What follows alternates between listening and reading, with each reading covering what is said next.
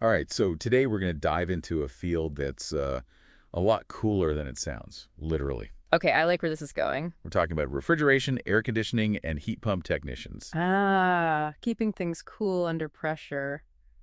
I'm into it. Right. And, with these crazy temperature swings we've been having, I bet those skills are in high demand. Absolutely. And it's not just about fixing your window AC unit anymore. Things are getting way more complex, and the tech involved, let's just say it's a whole new ballgame. And speaking of tech, you sent over some interesting stuff from RoleCatcher. Their career guide is super in-depth, but what really caught my eye was how they're using AI and data to, well, actually land the jobs in this field. It's pretty fascinating how that's all changing, right? They talk about these automated recruiters, basically, algorithms scanning resumes, looking for very specific keywords. It's like you need tech skills before you even get your foot in the door. So it's like you're saying the AC unit of the future might be super high-tech, but you need high-tech skills just to get hired to work on it. Exactly. And that's where RoleCatcher comes in. They're saying, look, instead of fearing this AI, understand it. Their platform analyzes job descriptions to figure out what employers really want, even if they don't explicitly write it. Hold on, so you're saying I can see what skills I might be missing and beef up my resume before I even apply? That's the idea. They call it tailoring your CV for a perfect fit. It's like reverse engineering the whole application process. Sneaky. I like it. The guide also mentioned a bunch of certifications, though. Are those really essential in this field? They definitely boost your profile. You've got your EPA Section 608, which is huge for handling refrigerants safely, which obviously is crucial. But what's really cool is they break down certifications for every stage of your career, from entry level all the way up to lead technician. So there's a clear path to climb that ladder, you're saying. Mhm. What's the earning potential look like if you stick with this kind of work? While the guide doesn't give hard numbers, they do list good salary as a major pro. Plus, think about it. As this tech gets more complex and the demand keeps rising, well, those salaries are probably going to follow suit. That's a good point. It's not your grandpa's AC repair job anymore. Not even close. You're the climate control expert, the energy efficiency guru, the person who keeps everyone cool and comfortable in a world that's frankly getting hotter by the minute. And you've got to be comfortable with tech, too. Oh, Always adapting, always learning new things. The guide actually really stressed that whole lifelong learning thing, didn't it? definitely. Webinars, forums, always updating your skills. It's a field that keeps you on your toes for sure. So if we had to boil it down to one big takeaway for our listener today, what would you say? It's not just about the hands-on stuff anymore. This field is a case study in how technology is changing how we even get jobs in the first place. What used to be a good resume now needs data and strategy. That's a whole new world out there. It's like they're the conductors, right? Leading the whole orchestra of climate control. I love that analogy. So walk me through what that actually means. What does a lead technician do? Well, they're responsible for the big picture stuff, overseeing teams of other technicians, managing projects, even handling budgets. They're the main point of contact for clients, too. Okay, so it's definitely a step up in terms of responsibility. You need some serious leadership skills for that, right? Yeah, Not just the technical know-how. you got it. They need to be top-notch problem solvers, communicators, and they've got to stay ahead of the curve when it comes to new tech. That whole lifelong learning thing we talked about, it's especially true for lead technicians. Makes sense. They're the ones setting the example for their team. So someone listening to this thinking, okay, maybe this asks my future. Where do they even start? What kind of education do you need to break into this field? The guide emphasizes a strong foundation, which usually means some kind of vocational or technical training. So trade schools, community colleges, programs like that. Exactly. You want that hands-on experience, right? Those programs often incorporate apprenticeships, which is invaluable. Learn by doing. I like it. But what about someone who's thinking more of a traditional college route? Is there a place for that in the HVAC world? Absolutely. The guide actually mentions a surprising range of four-year degrees that could be relevant.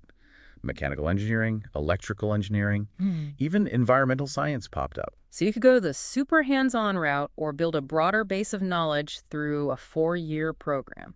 It's pretty cool how this field has those options. Yeah, and that speaks to how multifaceted it is.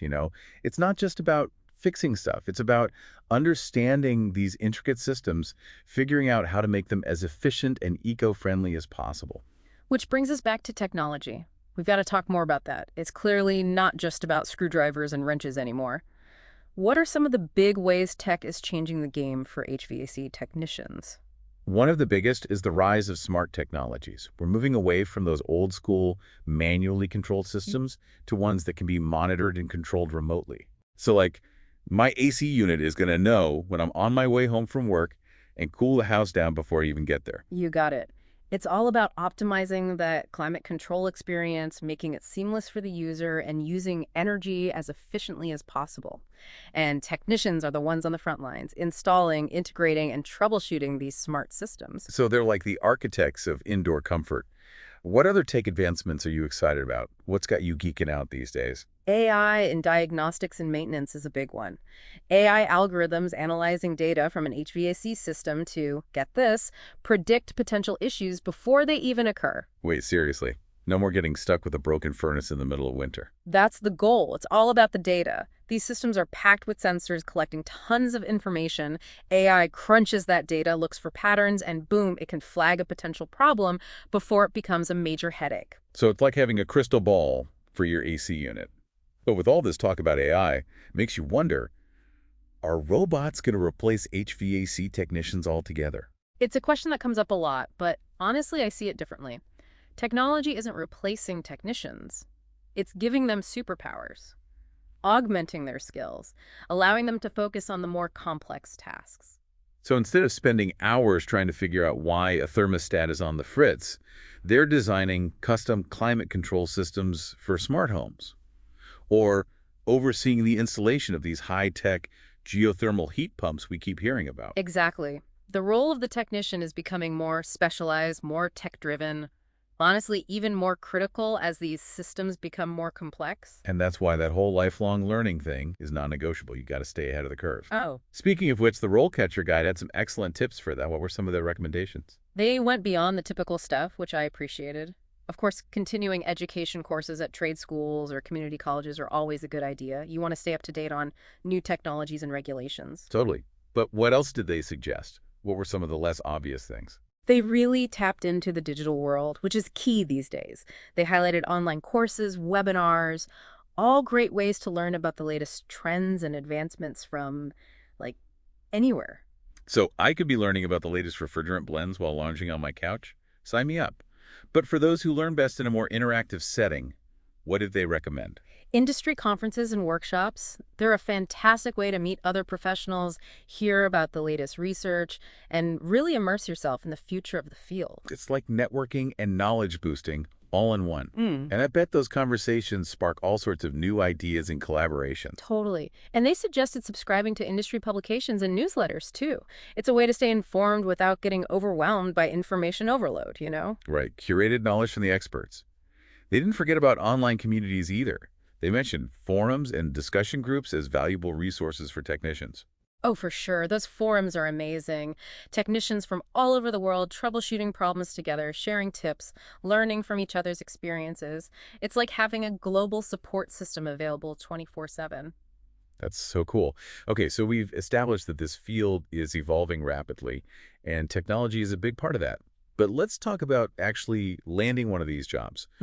We touched on how RoleCatcher is using tech to make the job search easier, but can you walk us through that in a bit more detail? How is their approach different from the traditional way of doing things? Sure. So, RoleCatcher is all about leveraging the power of data and AI to give job seekers a leg up.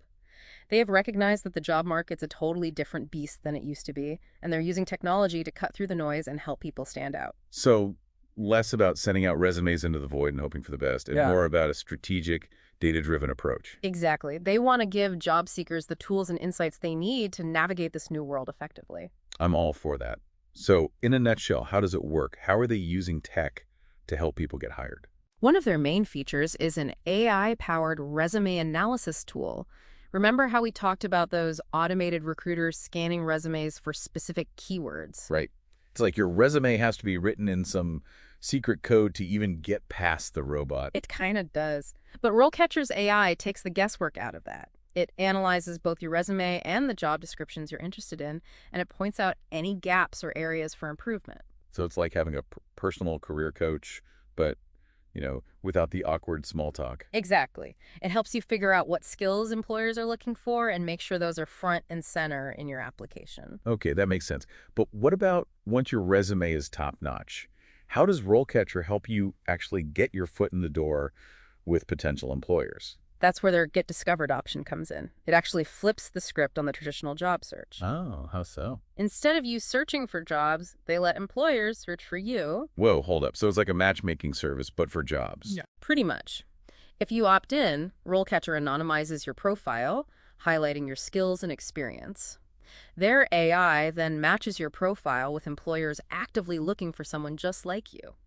So instead of hoping my resume ends up on the right hiring manager's desk, I'm basically putting myself directly in front of companies that are already interested in what I bring to the table. You nailed it. It streamlines everything. Job seekers get noticed by the right people, and employers save time and energy finding qualified candidates. Win-win.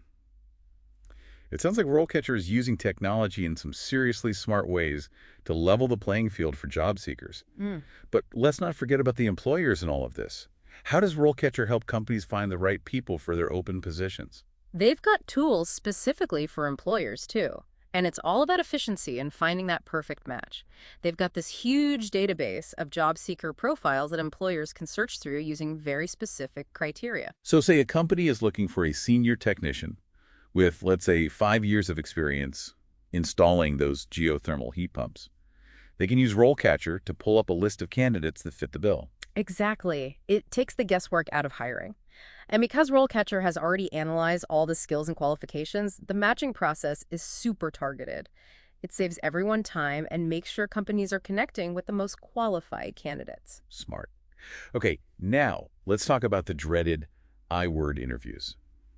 What kind of resources does RoleCatcher offer to help people prep for those often nerve-wracking conversations? Their interview prep stuff is fantastic. They have this massive library of practice interview questions, like over 120,000 of them, all categorized by career and skill level, so you're getting the most relevant practice. Wow, 120,000 questions. I'd be ready for anything after that. Right. It's not just about memorizing answers, though. It's about thinking critically about your experiences, figuring out how to highlight your strengths, and really articulate your value to potential employers. So you go into that interview feeling prepared and confident, knowing what to expect. Exactly. And get this. They even have an AI-powered feedback tool.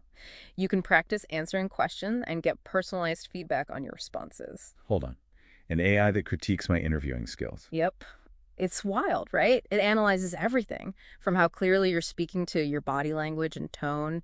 Gives you really valuable insights to help you refine your technique. It's like having a virtual interview coach in your back pocket. Mm. Okay, so we've talked a lot about the positives of this career path, and honestly, RoleCatcher paints a pretty rosy picture. But let's be real, no job is perfect. What are some of the potential downsides that people should be aware of before jumping into this field? Well, they're upfront about the fact that it can be physically demanding. We're talking working in tight spaces, sometimes in crazy temperatures, dealing with heavy equipment. Yeah.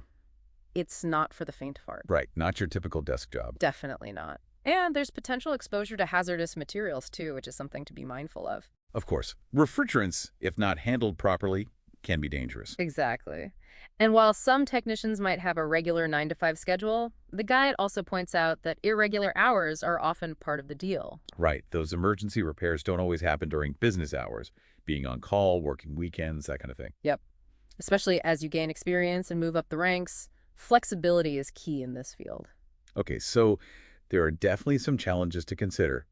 But all in all, it sounds like a pretty amazing career path, especially if you're someone who enjoys problem solving, working with your hands, and staying on the cutting edge of technology. Absolutely.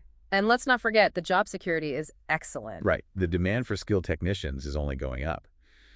Now, let's circle back to technology one more time. I was struck by how it's not just changing how these systems work, but also the entire HVAC industry. What are some of the ways you see that playing out? Data-driven decision-making is huge. With all the sensors and smart tech we talked about, there's this gold mine of data about how these systems operate in real-world situations. So it's not just about experience and gut feelings anymore. Nope. Data is king. It's leading to smarter system designs, more efficient installations, and proactive maintenance strategies. Okay, that's pretty cool. What other tech trends are you seeing? What's on the horizon for the industry? VR and AR are starting to make waves in training and education. Wait, virtual reality for learning about HVAC. Tell me more. It's pretty amazing. Imagine putting on a headset and being able to visualize a complex HVAC system in 3D. You can walk around inside of it, see how all the components work together. Wow, that's next level learning. So instead of just reading about it in a textbook, you can experience it firsthand. Exactly. And then there's augmented reality. Imagine a technician wearing AR glasses that overlay information onto their real-world view. They could be looking at a jumble of wires, and the glasses would highlight the exact ones they need to focus on. It's like X-ray vision for HVAC. Right. And it's not just for training. Technicians could use AR glasses to diagnose problems in the field, too. That would be a game changer. Instead of spending hours trying to find the source of a problem, they could pinpoint it in minutes. Exactly. And that's just scratching the surface. Tech is transforming everything, from how HVAC companies schedule their technicians to how they interact with customers. Okay, so it's clear that anyone entering this field needs to be tech savvy. But let's not forget about the importance of certifications. We touched on them earlier, but I think it's worth diving a bit deeper. Why are they so crucial for HVAC technicians? They're your way of proving your skills and knowledge, basically. It's a way for employers to know you meet industry standards. Right, it's like a stamp of approval from the HVAC gods, telling everyone you know what you're doing. Exactly. And in a field like this, where safety is so important, certifications really matter. It gives everyone peace of mind, knowing that the person working on their HVAC system is qualified and competent. For sure. And the RoleCatcher guide did a nice job of highlighting the key certifications that are most valuable. We talked about the EPA Section 608 certification.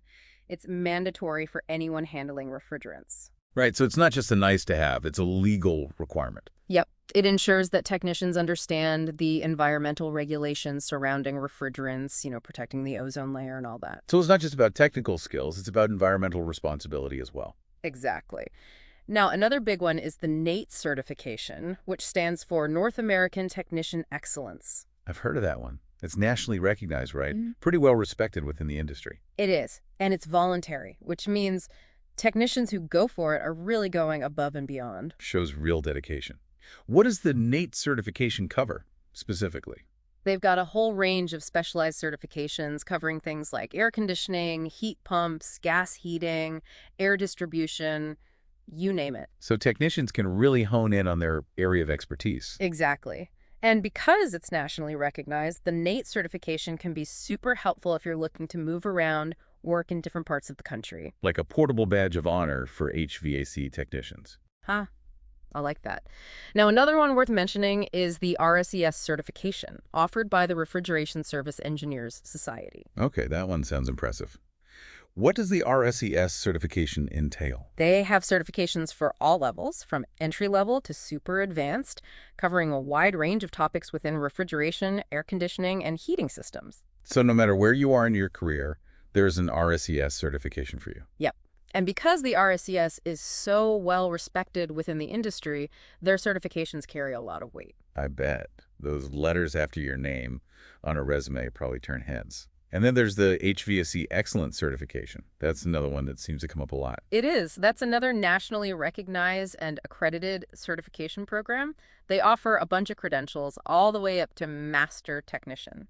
So similar to NATE in terms of how it's structured and the level of recognition it holds within the industry. Exactly. Both excellent options for technicians who are serious about their careers. Now, there was one last certification in the guide that I wanted to touch on, the ESCO certification. What's that all about?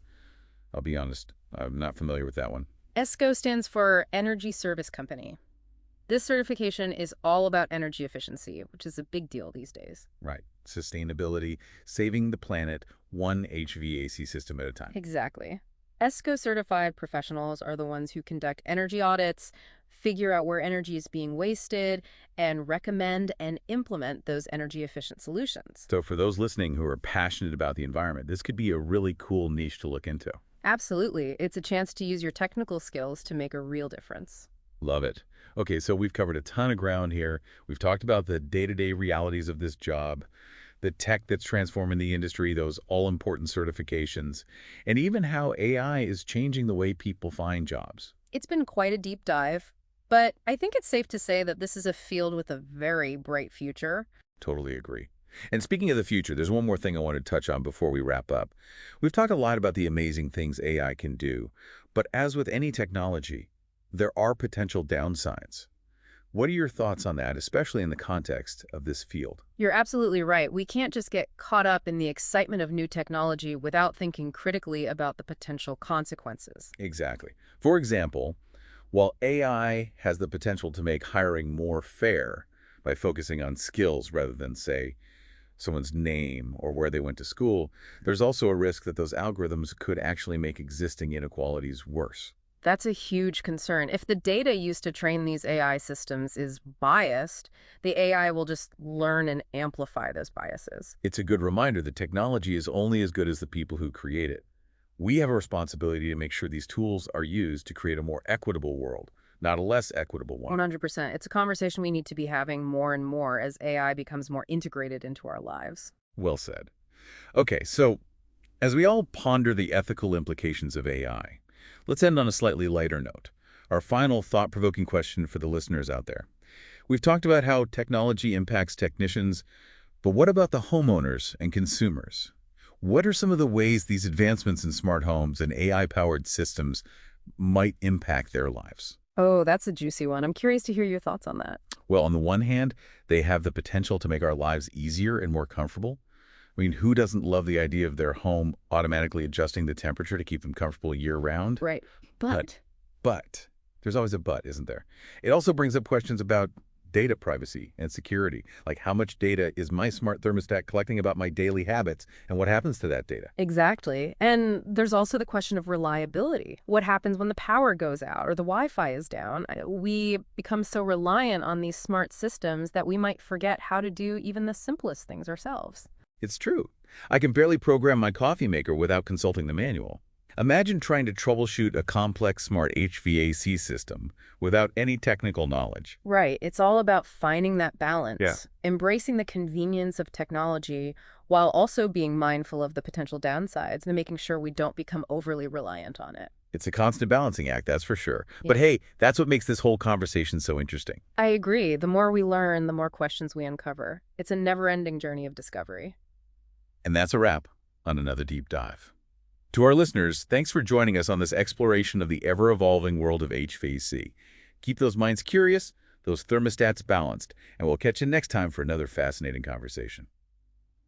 Okay, so for our listener who's now daydreaming about a future career as a tech-savvy climate control guru, what's the one big takeaway you want them to walk away with from this deep dive? This career path is so much more than just fixing things. It's about being a problem solver, a tech enthusiast, and a lifelong learner. You're on the cutting edge of a field that's being reshaped by technology and driven by the increasing need for energy efficiency and sustainability. It's like you're not just choosing a job, you're choosing to be a part of something bigger. Exactly.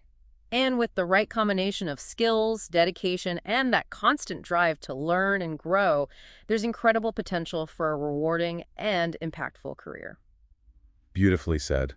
And as always, we like to leave our listeners with a final thought-provoking question to ponder something that goes beyond the information we've covered, but stems from the core of this deep dive. I'm all ears. What intriguing question have you cooked up for our audience today? We've talked a lot about how technology is changing the game for HVAC technicians, but what about the flip side? How might those advancements in smart homes and AI-powered systems impact homeowners and consumers? That's a great question. On the one hand, these technologies have the potential to make our lives easier and more comfortable, but they also raise important questions about data privacy, security, and even our reliance on technology. It's like that old saying, just because you can doesn't always mean you should. It's something to think about as we invite these increasingly sophisticated technologies into our homes and businesses. Absolutely. It's a conversation worth having as we navigate this exciting but complex technological landscape. Well said. It seems like with every deep dive, we uncover even more questions, which is what makes this whole journey so fascinating. I couldn't agree more. It's the thrill of exploration and discovery that keeps us coming back for more. Exactly. So to our listeners, keep those minds curious, those questions coming, and we'll catch you next time for another deep dive into a topic that's sure to surprise and enlighten.